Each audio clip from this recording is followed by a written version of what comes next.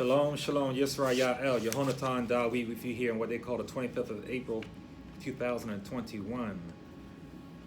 And I'm pleased, honored, and humbled to be with you here this day. Shalom Elohim, peace be on you. Today's Torah portion is number 28, Metzora. Metzora, this means one being diseased. One of the things I want to emphasize here is that Yahweh is not just any lawgiver. You can sit down all day long in your car in front of a bank and think about robbing it. Think about how you're going to rob it. Just think about it. And they cannot call the police, have you arrested. And why do you want them arrested? Well, he keeps sitting out here in front of the bank, legally parked and watching it. And because I think he's trying to rob it. That's a joke. It doesn't matter how much you think about robbing it, you cannot be arrested for thinking about robbing it. A pervert can be in the park all he wants, looking at the little childrens, eating his sandwich, wearing high waters and argyle socks, looking at the childrens every day, thinking about all kinds of evil dirt. He cannot be arrested for it. But see, Yahweh is not no ordinary man. When he makes commandments, see, Yahweh commands the mind and the heart. So if you just sit down and look and thinking about another woman, you have sinned. The husband can't have you arrested for thinking about his wife. He can't do anything about you, what your thoughts are, but Yahweh can. You can't try to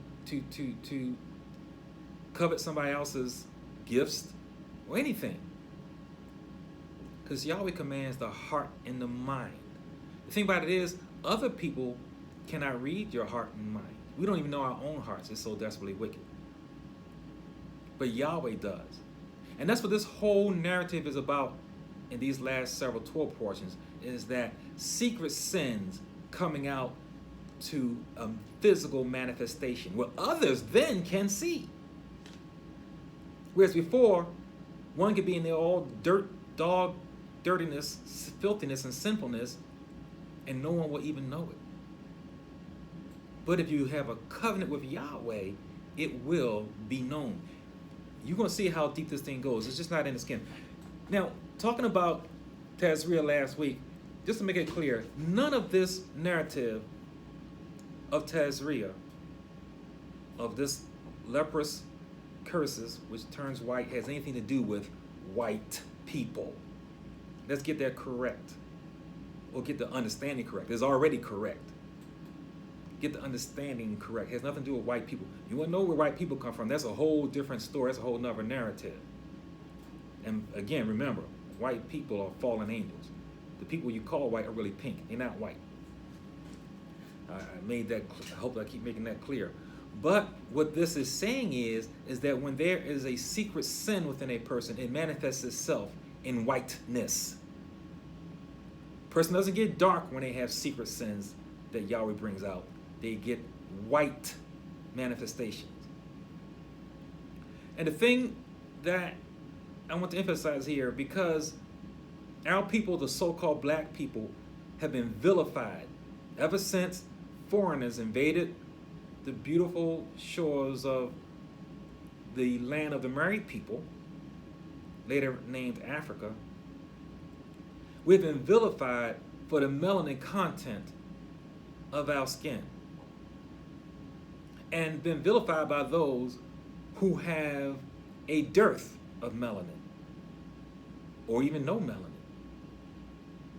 And those people are the ones who now rule over you and direct the narrative.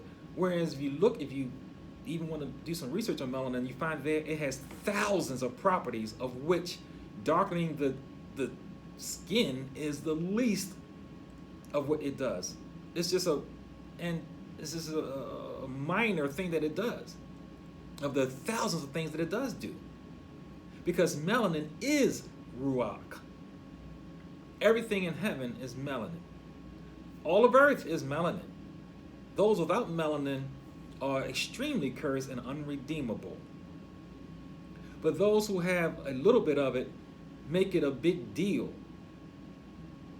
and identify people on it, which is sinful.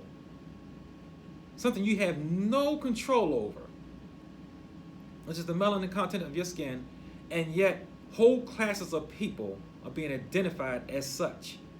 Nowhere is this found in the book. But the thing about Tazria, which is leprous cursing, which is secret sins being brought out on the body, the thing about it is that by default, this doctrine recognizes that Yahweh's people are Yahweh's covenant people are people of color. That's what it does. It's not trying to do that, but in studying this narrative, by default, you come to the realization that Yahweh has a covenant with melanin-rich peoples. Not melanin-poor peoples, not melanin-depleted peoples, melanin-rich peoples. And when they have secret sins, is brought out in whiteness. Last week I talked about Sarat, which is just 2 blonde hairs. You can go to Hebrew number 6669. Sa'ob, it means gleaming, yellow. And then Yahweh contrasts it with his melanin people's original hair, which is black, Shakor. So if you just have 2, what today we call blonde hairs, Yahweh calls it Sa'ob, which is a gleaming yellow hair. If you just have 2 of them, you are showing a curse in the person's body. But we have our sisters who want to be blonde ambition. Now realizing that being blonde is showing a manifest a curse. Go back to Leviticus 13, 30 through 32, and verses 36 and 37 to look up this blonde hair versus the black hair. The black hair is what you're supposed to have, according to the Bible, or dark hair. The blonde is not good. And also, we learned last week that this word, dak, means weak. Because the Sa'ob hair, the blonde hair, is weak. In Hebrew, it's called dak. And that's very interesting, isn't it? Because you have dak hair products being sold for our sisters. And they're not knowing that people making billions off of them. Not so-called black people, too. That's not a black-owned company. Matter of fact, it's hard to find a black-owned company that sells products to so-called black peoples. Very hard to find one. Check it out. And they're making billions and they're laughing at you, telling you to your face that they're weakening you, destroying your melanin and weakening your hair, and you're paying for them to do it, and you don't know it, and they're going to the bank, and you don't know it because you don't even know what the word dak means. Because you don't take time to sit and learn your original language. We also learned last week that Hebrew number 5061, nega, means stroke or plague. Remember, plague is turning white. Or mark. And then that really gives you the answers to why you are being called nega. Because the one who called you nega is the one who is the curse. They're the ones, but they flip the script on you, and then they get you to curse yourself. Remember, Yahweh's covenant people are blessed, eternally blessed, and can only be cursed by themselves. Guard the shores of your lips. Watch what you say about yourself, about your peoples, about your women, about your children. By the way, they're not kids. They're not kids. They're not goats. They're eladotes, children. And your woman is not the B word. She's your queen. Your husband is a king. He's the priest of the home. Speak highly of yourself. Not over highly. You ain't no God, if you will. But just properly. You are shalom. Greet one another in peace and happiness and love. That's what this is all about. And when you don't do that, even in the secret corners of your house, the plague shows up. You're going to learn. Here, see this. This is in Leviticus 14:2 through Leviticus 15:33. Metzora. Yahweh's covenant gene pool populates the entire earth. And this by default shows that. We saw how that if someone turns totally white, they're not cursed. They're not. And you would be surprised, but they're not. They're an albino. And that's fine. It's fine. This shows you the extreme ranges of the Iberite gene. It ranges to the complete extreme, which is why even your preachers don't understand the so-called Yusef's coat of many colors, which was many colors of black, brown, and tans. That's what it was. Each one of those sons had distinct melanin count. And even amongst ourselves, we're not supposed to mix, but especially amongst the Goyim. Yahweh said many times, Genesis 12, here's a few. Genesis 12:3, Genesis 18:18, Genesis 22:18, Genesis 26:4, Genesis 28:14, and Galatians 3:8, that in all the nations of the world would be blessed through our genes. Not the Chinese genes, not the German genes, definitely not the Englishman's genes, not the Russian's genes, no one.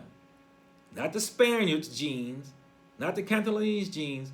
Only in your genes is everyone blessed. In yours, the whole world gets populated and blessed through you. And your enemy doesn't want you to know that. That's why he gets you calling you and your women and your children names that don't befit them. And that's why they flip the script and not letting you realize the melanin content of the people in this book, which is not important unless you try to change it. If it wasn't important, then why change it? Then when a brother goes and try to write it up, who does correct it, then he gets looked at sideways. And you, all nations, are blessed, and no other people. And this excludes your big brother Esau, who out of his own mouth says in John 8:33, we have never been in bondage. We are of Abraham's seed, true, and we have never been in bondage, true, true. Yahweh's covenant people was in bondage in Mizraim, not Esau, though he came in there. He was not in bondage, so he spoke against his own self. He even said that the death of Yahweh should be on his own children. This came out of his own mouth. And he said that they have no king, he's not their king, that Caesar is their king. John 11:47 and 48. Yahweh says in Romans 3:2, Shaul said in Romans 3:2, that the very oracles, that means the inflections, the tones, the very syllables, the very, every breath of the word that comes out of Yahweh's mouth, the oracle, he went through a Hebrew to say it. That means if you want to know anything about this book that y'all call the Bible, you have to go through Yahweh's covenanted peoples. And I happen to be one of them right here on the mic right now. Then I, Yahweh's people, direct the narrative of this book. No one else. Not Strong's, not Zondervan, no one. Not King James. Psalm 147, 19 and 20. I wasn't going to read that, but I think I will. Psalm 127. And the thing about it is you want to get the narrative right, because too often we're hearing the opposite. 147, 19 and 20. Yahweh declares his word to Jacob, his statutes and his judgments to Israel. Look up the word statutes and see what that means. His judgments. Yes, his judgments. To Israel. Israel. Did it say Russia? Did it say France? He has not dealt thus with any nation. No nation. And as for his judgments, they have not known them. That, again, like I said, if you want to hear the truth, you want to know what this book is about, you come through a person like me. That's what you do. That's what it means. That's what it means. Chapter 14, verse 2 of Leviticus talks about this contamination, which is caused by a degraded spiritual condition. See, this whole thing about this curse, this whiteness that comes out on a person, comes from a degraded spiritual condition that cannot be seen by, that is not known by his brother, his neighbor, maybe his own wife or children. But Yahweh knows. Like I said, you can have the pervert in the park, in his perverted mind all day long. Long as he keeps it in his mind, his hands and everything else to himself, he cannot be arrested. He cannot be locked up. No legal laws that goes against him. But Yahweh does. Yahweh can judge him. And if he was on Holy Land, under he was Kodesh land, under a Kodesh king of Kodesh peoples, he would turn to a Sarah. He would be a Metzora. One being, he would get diseased. His clothing, his house, everything would get diseased. And that's how others would be able to manifest and see and judge him. And that's what this is all about. It's not about white people. But when somebody is secretly dirty, it comes out in whiteness. In verse 4, it talks about the purification of such a person who was Metzora. And it's very, very interesting about this purification process. Because the purification process, you have cedar wood, crimson dyed with wool, and hyssop. Because, see, the sin of this person, and I know you recognize those elements. Those are the elements that Yahweh Shua used in his sacrifice for us. It's also the elements used by the priest. Don't you think that's interesting that what is used to cleanse the leper is the same thing that Yahweh Shua used? The same thing that the priest used? Why is that? The cedar is for pride. It's that's a tall, strong, proud, mighty tree. And the crimson dyed wool is for the blood of Yahweh Shua. And the hyssop is for humility. And it's very interesting that a leper would have to have these things to be cleansed of his evil thoughts that he had in his house when he was thinking evil against the preacher, thinking evil against his neighbor, or just thinking dirty, sinful thoughts that only he or she harbored in their own evil hearts. And the thing about it is, the reason why the same procedure for the clean the priests is for them is because Yahweh said we are a kingdom of priests. The Levites are only chosen after the golden ox event, because the Levites were the only ones who didn't play the harlot in front of the golden ox. So Yahweh temporarily chose them to be the priests for his covenant peoples. But originally it's supposed to be the first born male of each family. And you got one speaking right now. The firstborn male of each family is supposed to be the priest to Yahweh's people. In verse 5, you see that they have two birds. And one is slaughtered and the other one's kept alive. But the one that's kept alive has to have these three implements held with him and put into running water with the water and the blood of the slaughtered bird. Running water. All these have deep symbolisms, deep meanings. Yahweh does not do anything randomly. We are under the new covenant, but you're not going to be able to understand the new covenant without having studied the original one. The refreshed covenant speaks to the original covenant. And the original covenant needs to be studied so you can understand why Yahweh Shua did what he did. Such as, like I said, when he came up from the grave and he laid down the bloody napkin. You wouldn't know that unless you read the old covenant. But in this covenant, we know out of Yahweh Shua's side came blood and water. Dom wa mayim. In this cleansing of the leper, this bird gets dipped into blood and water, running water. Yahweh Shua says he is the living water. Living water is moving. Maybe one day I'll get back to teach it again, the lesson on how you were not supposed to have blood in your body. Supposed to have living water in your body. You got that from the tree. And I got right here in the KJV on all of that. So the bird is dipped with these three items. Then you have verse 9. The Kohen shaves the Metzora. That's the person who has the curse. He shaves his head, his beard, his eyebrows. Shaves all his hair. And then he is partially pure. In verse 10, the Metzora brings 3 animal offerings, each accompanied by a meal offering. Now, normally the sin and guilt offerings are not accompanied by meal offerings. So this is something specific for the person who was diseased.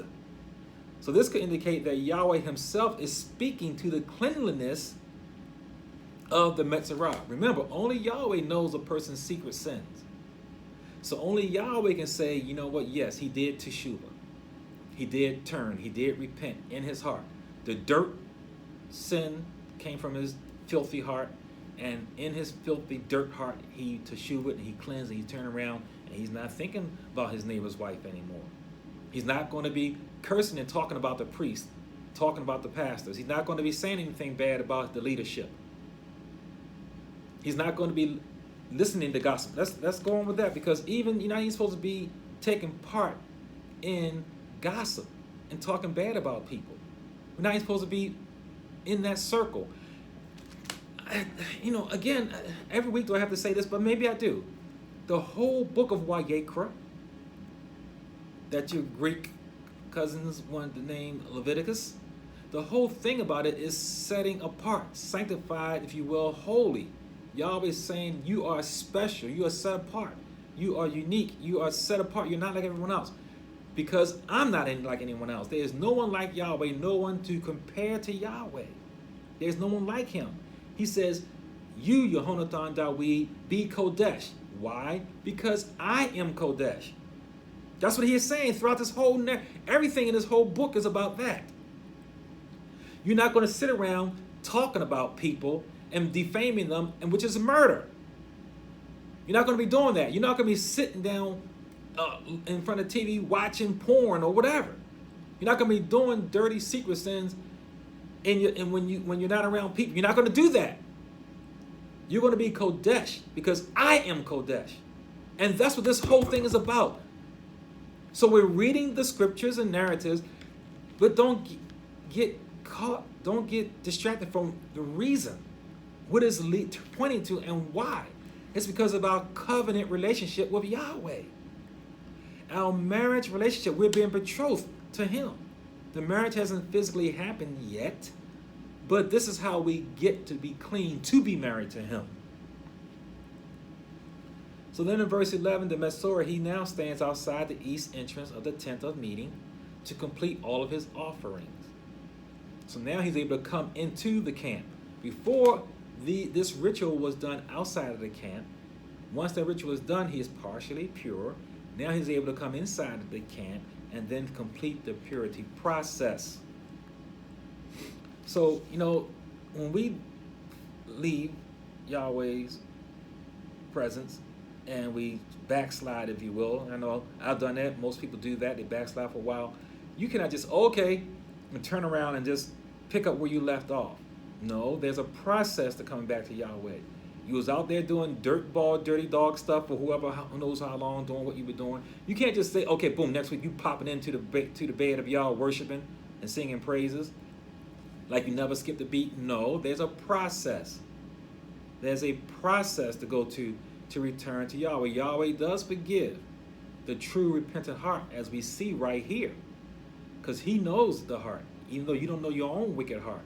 He does forgive, but there's a process. And then verse 12, he brings the offering near for a guilt offering. The Kohen weighs them to the four corners of the earth, testifying that this is to the four ends of the earth, which we are in today, salting it, leavening it, and bringing light to it. I'm bringing light to it right now. And he waves it up and down, signifying that the witnesses of heaven and earth testifies to this Metzora's teshuvah. This formerly diseased person has repented. This is not to be taken lightly. This is a covenant with Yahweh. He is not common. Common means cut from sun. Common means one who does not have discernment. Yahweh is to be taken in for the utmost of fear, reverence, respect, and honor. You do not come before him filthy. And you cannot play. Yahweh is not deceived. He is not mocked. Whatever man sows, he will reap. It will behoove you to sow Tob seed, plant deep roots in Kodesh ground, grow strong shoots, and bear Tob fruit. By your fruits will you be known. So that leprosy show up on the forehead and the scab in the head, that's because in the root of their hearts they were evil. So once this Metzora offers his offering, the guilt and sin offerings are most Kodesh.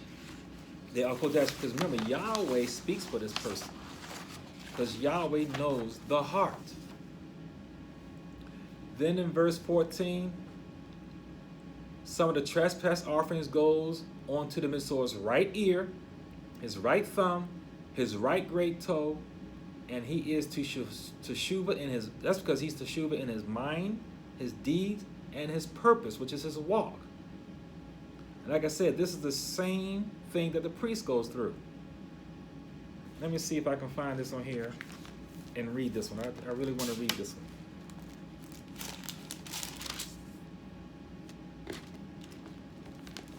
And it reads, well, let's start up here first.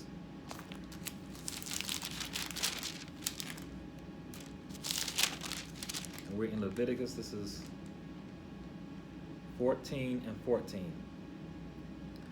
Then the priest will take some of the blood of the trespass offering, and the priest will put it on the tip of the right ear of him who is to be cleansed, and on the thumb of his right hand, and on the big toe of his right foot.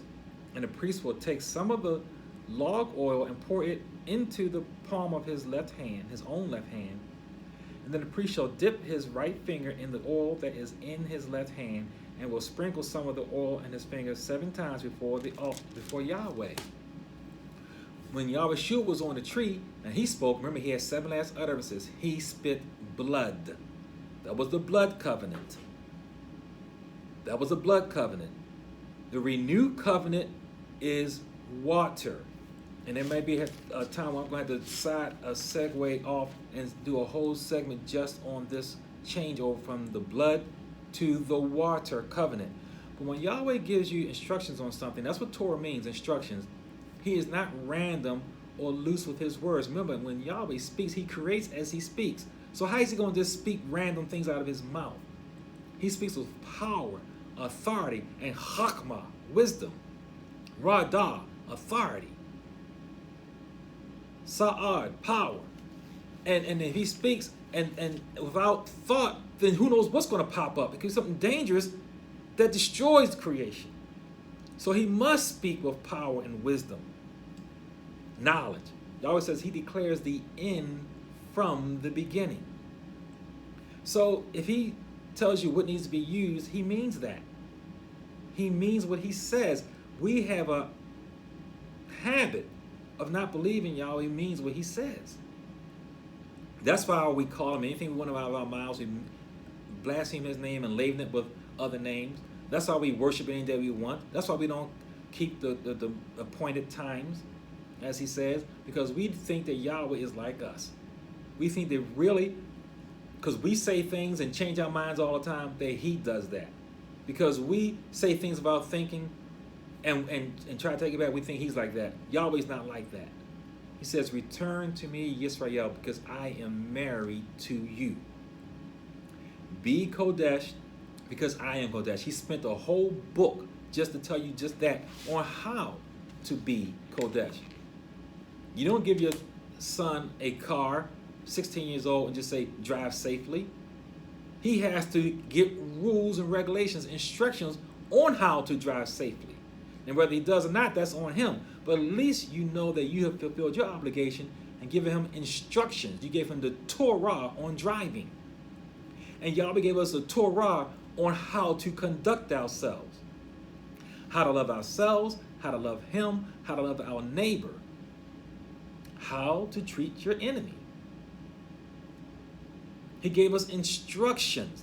That's what Torah means, instructions. Any good father would do that. You don't, like I said, you give your son instructions and you show him how to drive. And also he sent his son to show us how to drive. So he gave us instructions and then he sent us his son to show us. Yahweh is Kodesh.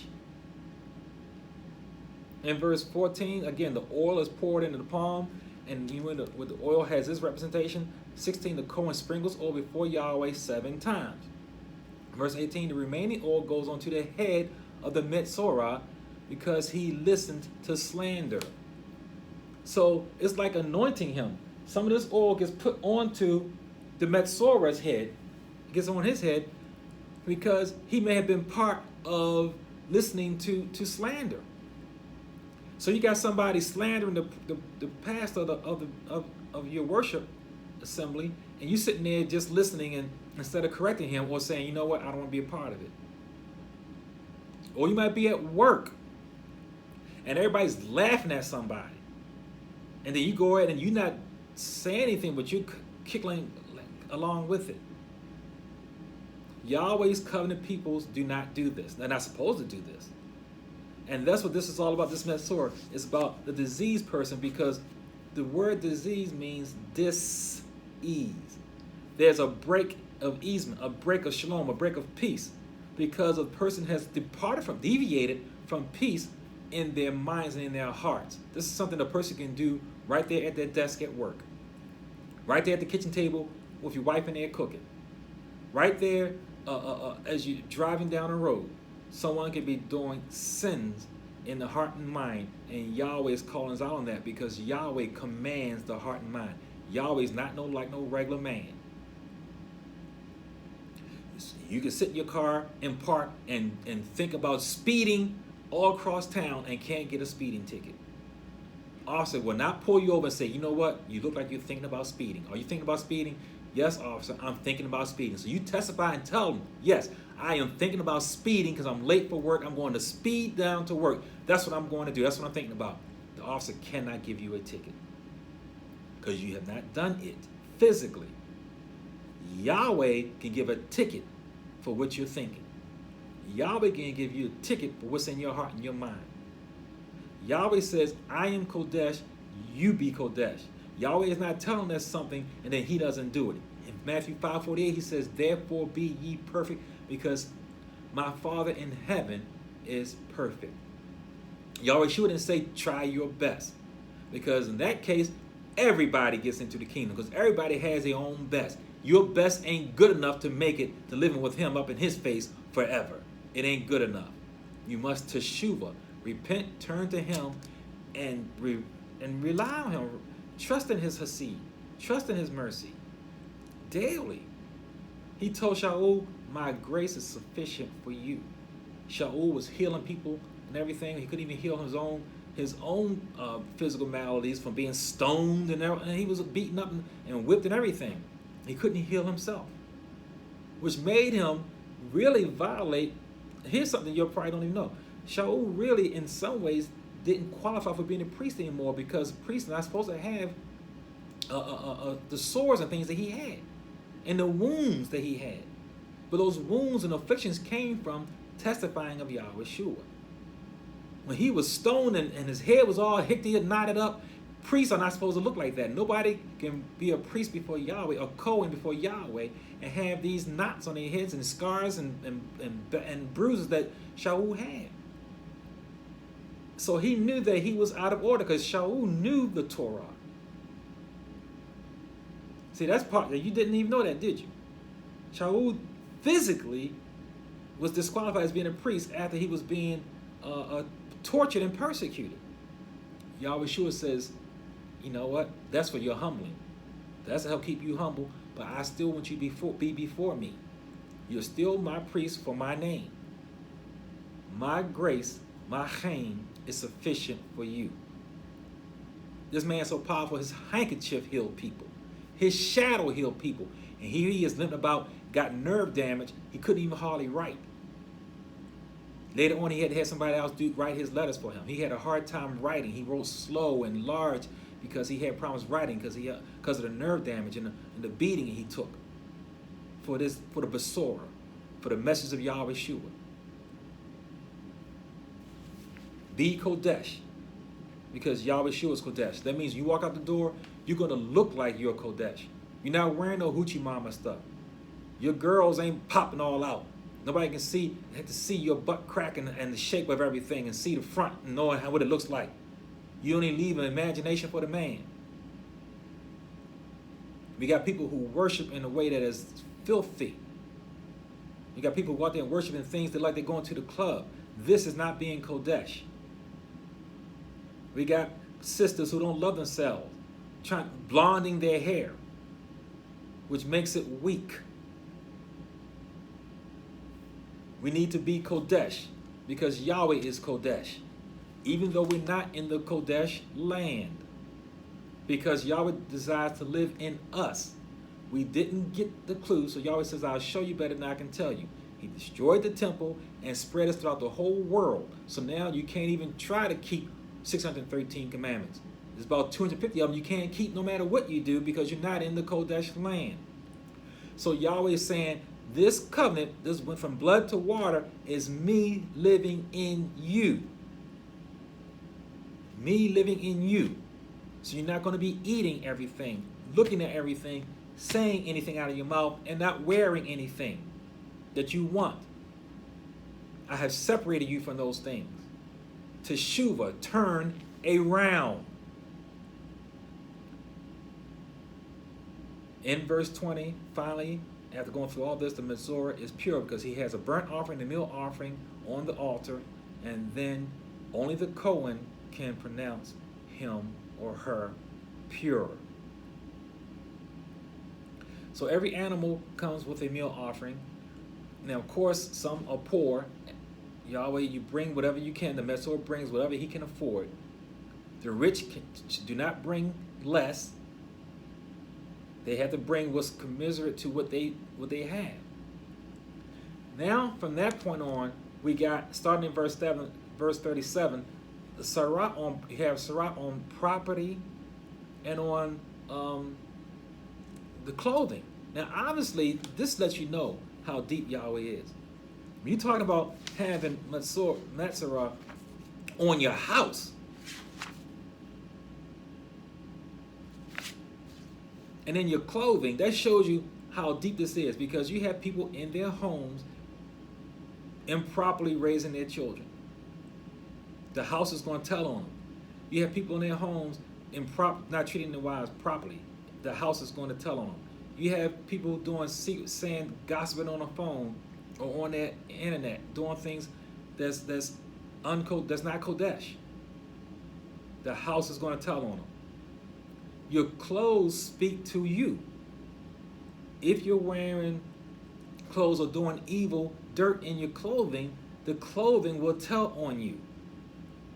This is how deep. This is what Yahweh does for his covenanted peoples. Let you know, be Kodesh because I am Kodesh. The clothing will tell me. The leprosy will show up in the threads. Maybe you was doing something you shouldn't have been doing. Maybe you was at a place you shouldn't have been at. In the home, maybe you was looking at something you shouldn't have been looking at. Maybe you were saying something you shouldn't have been saying in the home. And this is right here, starting on verse 37 of 14 of Leviticus. It talks about the not only should the bricks have to be taken out of the house, the mortar and the dust had to be taken out of the camp. Oh, but you don't think Yahweh means what he says. So I guess that means when he says he's coming at a certain time, you just think, oh, well, you know what? He's coming at Christmas. He's not coming at trumpets. And then the next coming, he's coming at Easter. He's not coming at temples. I mean, in your tents. He's not coming. And I'm ready. I had my tent out in my backyard last year. 10 days I had my tent out there and blowing my shofar. Let the neighbors hear it. Got it on video too. Because that's the 10 days after he comes for the Yisrael. The first time on trumpets is for Yehuda. That's for Yehuda. And I gave a lesson on that. Then 10 days later, when you're tabernacling, he comes for Yisrael at Zion. The first time is at Sinai. The second time is at Zion. So if you're somewhere else and you're not tabernacling, you're keeping something else, or you're at another mountain, then I guess you won't see him. You'll find out whether he's serious about what he says or not. Yahweh means what he says.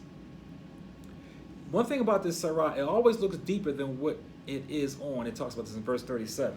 Let me see if I can find that. It says, he would examine the plague, and remember the plague, this turns white, And indeed, if the plague is on the walls of the house with ingrained streaks, greenish or reddish, which appear to be deep in the wall, see, it always appears deep, it's right on the wall, but it seems like it's going inside of it. Then the priest will go out of the house and to the door of the house and shut up the house 7 days. It's always got that 7. And the priest will come again on the 7th day and look, and indeed the plague was spread on the walls of the house. Then the priest will command that they take away the stones in which it is plagued, and they will cast them into the unclean place outside of the city. And it goes on, because it even talks about taking the mortar and the dust and everything, scraping all that off and dispose outside the camp. And then if it returns, then you have to go to the affliction rules. If it doesn't return, then that's fine. So we see that even if one sits in the house, so you come visit somebody who was done some evil stuff, then you are unclean for the evening. You have to wash yourself and clean yourself until the evening. So that shows we have to watch where we go, who we visit, what kind of person we are with, because we don't want their curses, we don't want their plague to be on us. This shows how serious it is. Yahweh is serious about what he says about his people. Now in chapter 15 and verse 2 talks about fluid emissions from the body. And it finishes with that. Fluid emissions from the body. And then this is called a zub. So if the man has an emission from his body, a zub from his body, he's tameh. It doesn't matter how it comes out, okay? You could happen to sleep, whatever, it's still unclean. You cannot have that coming out of your body and then you go and worship. The man has to be clean. The bed is not clean, the chairs, and even goes into detail about how many times he does it. So it shows you really we're not supposed to be overindulging at any particular time. Without getting into much detail here, but you're supposed to have restraint and consideration on everything, including the Kodesh act of procreating. Because there's a certain limited amount of times of even doing that. And that's right here in the book in chapter 15. Because everything that it contacts with is unclean. And if somebody else comes in contact with it, they are unclean until the evening. So you have to wash and clean until the evening, then you are clean again. Even if the person who's unclean spits on somebody, then they become unclean. Anything that touches these items become unclean. This is why we should really strongly consider these hotels we go to. And think about it, all the spirits that's in these rooms and in these sheets and in this bedding. You know they don't change that stuff. You know they don't change. Every time somebody comes in and out of there, they're going to change all of that bed. They might change the top sheet, they have to. And if nothing's on the pillowcase, they might change it. But they're not changing the comforter and all that stuff. They're not doing that. And all those decorative pillows. Yet, if you saw the video of what was going on in all the years and years in those hotel rooms, and you're going to lay yourself on there, all those spirits all pile up. And they transfer. Oh, it would be beautiful if we had a Hebrew to own a hotel chain. That would be a beautiful thing. To make sure everything is clean, proper, and you have proper people going in there. But you know, I understand that in a lot of cases you don't have much of a choice. But please bring your own bedding. My wife and I, we don't even use it. We take that stuff off, and we make sure they put in a brand new out of the bag comforter. All sheets have to be changed no matter what. Even if they say to change, we have them change them. And pillowcases, even if we have to do it ourselves. Because those spirits pile up and they transfer. If it was not true, Yahweh wouldn't say it right here in Leviticus 15. That whatever touches them are unclean. That stuff needs to be washed in running water. Running water, again, represents Yahweh Shua. He is the living water. Running water means living water. It means clean. It represents Yahweh Shua. This is all covenant talk. Yahweh is saying this because, remember, he says we are betrothed to him for marriage. And we all understand what that is, so he speaks to us in the language of marriage. You know that if somebody just got finished doing something on the bed, you're not going to let them get up and go, and then you and your wife lay right on it. You know that you wouldn't do that. You, if you see it and know it, they just got off of now. You two go lay right on it. Now tonight it's your turn to lay right on it. You know you wouldn't do that. That's what Yahweh is saying. This is not something that is dismissed because then is what you call the Old Covenant, the Old Testament. This is current today. April 25th, 2021, they call it. This is current today to watch where you lay your head. To make sure things are clean. That things are not transferred to you. This is still current today. The one beautiful thing about the Torah, about the Bible, it is current news. It's never outdated. Otherwise, there's no need to even have it. If it's outdated, then what's the use of reading it? It is currently showing us, giving us instructions currently on how to conduct ourselves. Today, tomorrow, the next day, until he comes. Have your oil lamps filled and trimmed and ready. Because until heaven and earth passes away, not one jot nor one tittle of this Debarim will in any wise pass away. When he shows his face, the sun, moon, and the stars disappear in his brightness. Now they're still there, but you're not going to be able to see it, so then there's no need to mark time. Time will be endless in the face, the beautiful face of Yahweh Shua HaMashiach. Then there'll be no more time. You'll be with him. He lives in you. You are purified and clean. Start practicing today, right now. Even the earthenware, the dishes, everything is unclean if any discharges from the man or woman is on the earthenware. The woman who is in her time is Nada. The husband is not supposed to be coming up to her during that time. She has 7 days of being set apart. If he comes upon her before her 7 days are up, then his 7 days starts from that day that he did that. She still finishes her 7 days. If he came to her on the 4th day, she still has 3 more days left, but he has 7 days. So don't cheat. Leave her alone. Give the sister a break. That's what it's for.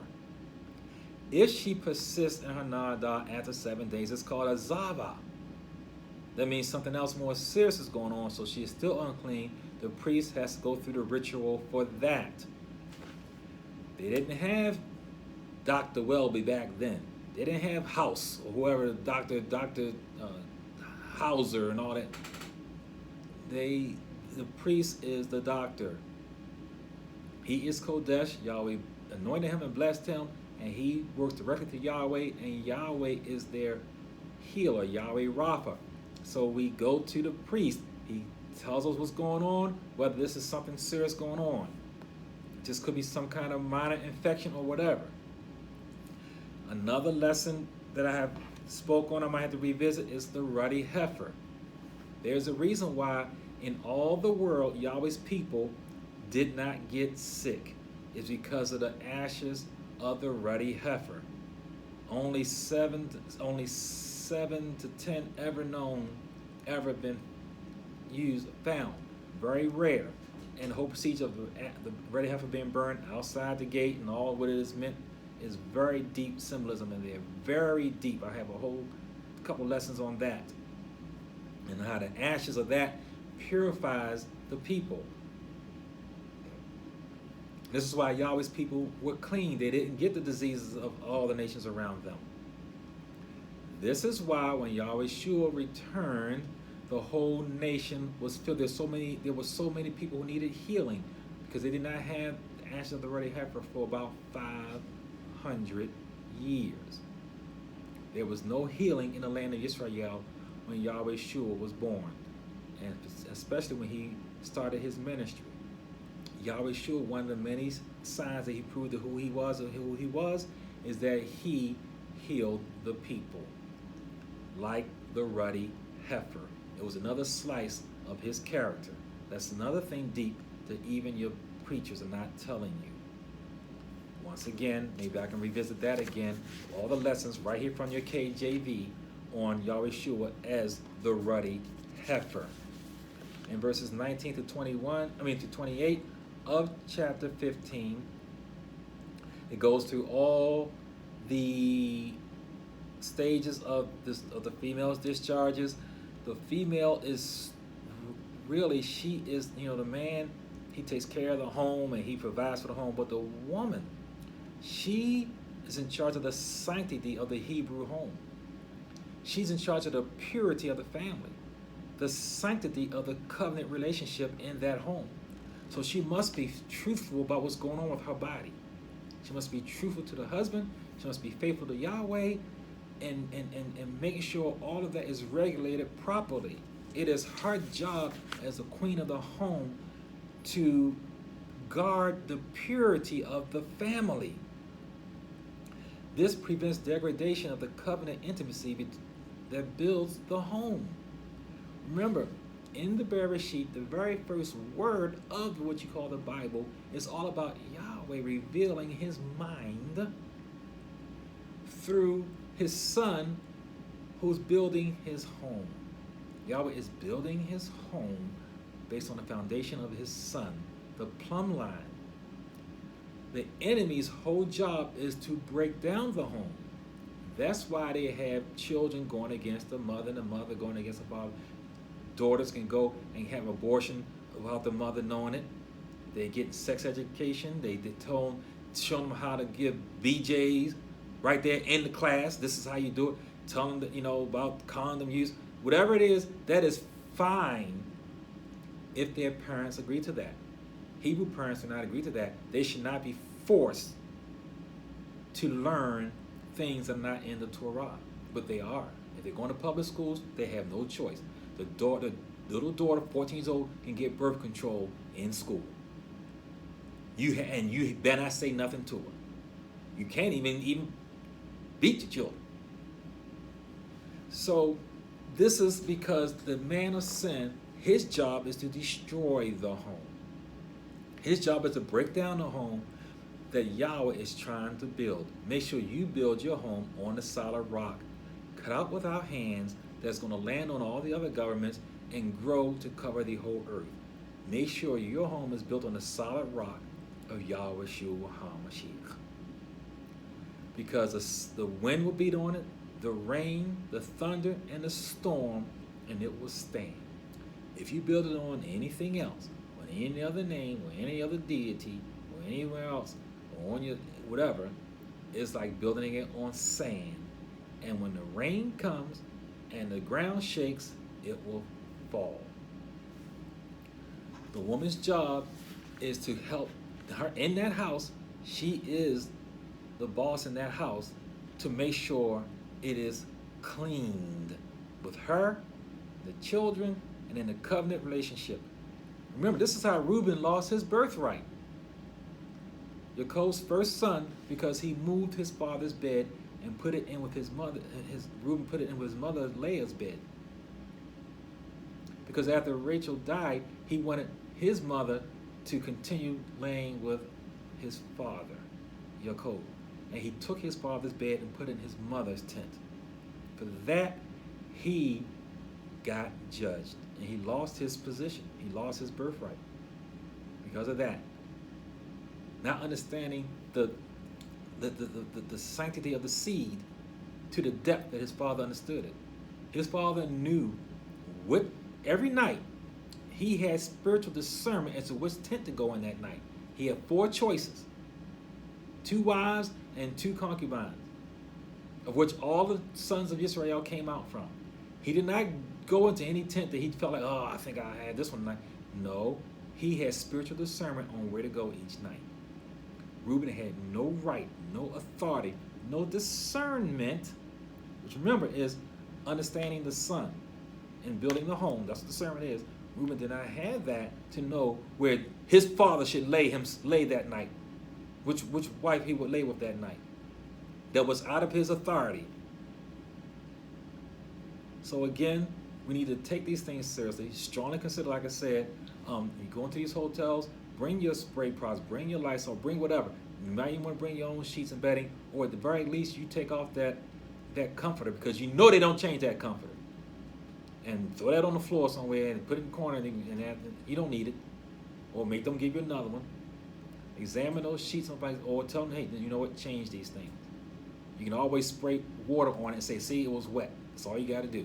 And they see that it's wet and they change it. It's a very simple trick to do. Verse 19, during a woman's regular flow, which is nada, she's unclean 7 days, she separates herself.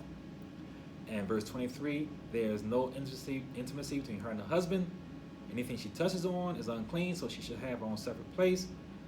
And then we know that the husband, he honors her during that time. And if it goes past that time, it's called zavah. And then those different laws come into play. What I like is on verse 31 and 33, I'm going to read that of Leviticus 15. End off with that. See, my time is coming up. 31 through 33, and it reads, thus you will separate the children of Israel from their uncleanliness, lest they die in their uncleanliness when they defile my tabernacle that is among them. This is the law, which means instructions, of one who has a discharge, and for him who emits semen and is unclean thereby, and for her who is indisposed because of her customary impurity, and for one who has a discharge, either man or woman, and for him who lives with her who is unclean. Yahweh gives us instructions to be set apart because we are betrothed to him. Till next week, Yehonatan Dawid with you here. Shalom Aleichem. Peace be on you.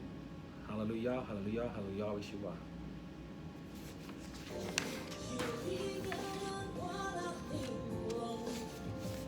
You might